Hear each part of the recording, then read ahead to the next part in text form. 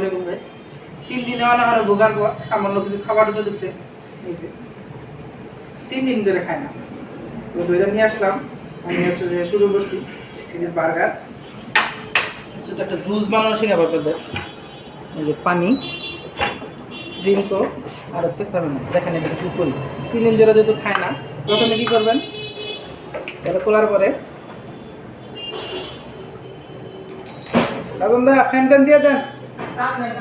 আচ্ছা ঠিক আছে কারণ 1 মিনিট দিদাসি দাঁড়ান।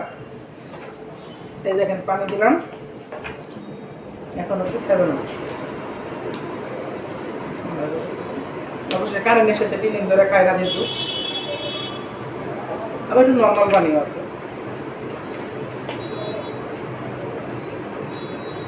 কানাডিয়ান জুস সেই সেই সেই খাই দেবো